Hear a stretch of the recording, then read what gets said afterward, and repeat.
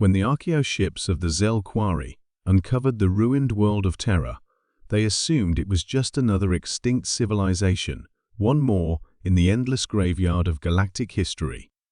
Charred continents, silent cities, and ancient satellites orbiting like forgotten bones around a dead planet. Their scientists catalogued the remains with curiosity, not concern. Carbon dating placed the last human activity at nearly 400,000 cycles ago, long before even the earliest council races had mastered basic starflight.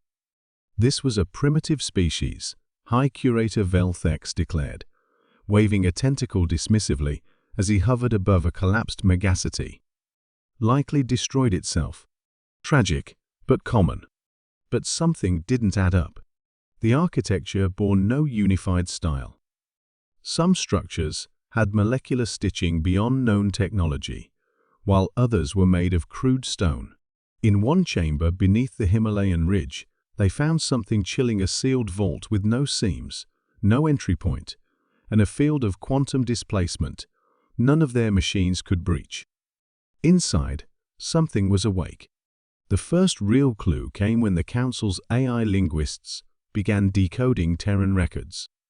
The texts were unsettling. Not just stories or history, but instructions. Manuals for manipulating dark matter. Blueprints for stars.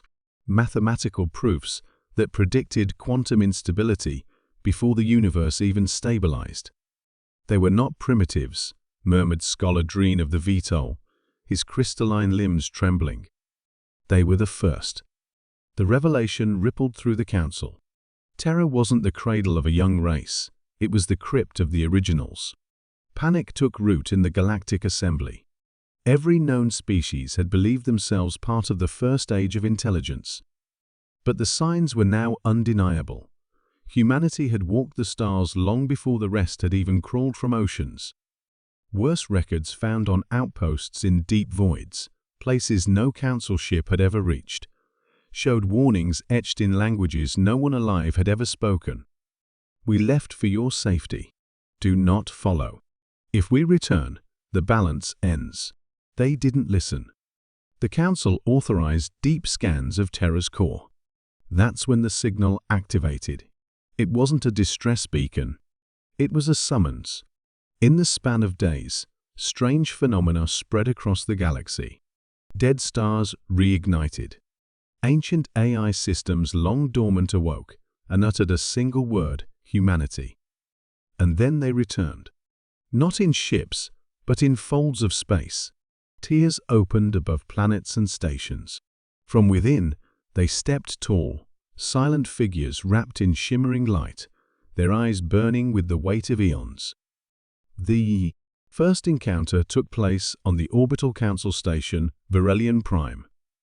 An entity, calling itself Kyle, neither male nor female, appeared in the center of the assembly.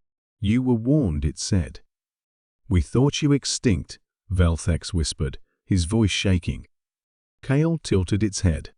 Extinction is for the young. It was revealed in fragments, through telepathic downloads and ancient echoes stored in the black matter of the universe. Humanity had once ruled the stars, not with tyranny, but stewardship. They uplifted species, nurtured civilizations, and then, because something worse than them had awoken, something they fought and imprisoned beyond the veil of dark space. They sacrificed themselves to reset the galaxy's timeline, burying their knowledge, fragmenting their legacy so that life could evolve again, naturally. But now, because of the Council's arrogance, the seals were breaking. You opened what should have stayed closed, Kyle said to the trembling Council. And now we must fix what you cannot even comprehend. Not all humans returned as guardians. Some came as reclaimers, those who believed the galaxy had failed its second chance. They took control of war machines buried in black dwarf systems. They reactivated planetary forges capable of rewriting physical laws. Entire Council fleets vanished in bursts of gravity inversion. Time fractures bloomed in civilized sectors, turning cities to dust in the span of heartbeats. Species that had mocked the ruins of Terra now fled their own homeworlds. The council begged for diplomacy. Kale answered, "You had eons to become better. You became arrogant. Now you face your origin." But Kyle wasn't only judgment. A fragment of old humanity still believed in potential. They offered sanctuary to those who stepped aside. The Dreneri laid down their arms and were given access to Terra's library's knowledge that could elevate them beyond their ancestors. The stubborn races, the Threx, the Valari, the Braxian hordes resisted. They no longer exist. In the end, the galaxy changed. Not ruled, not conquered, but watched.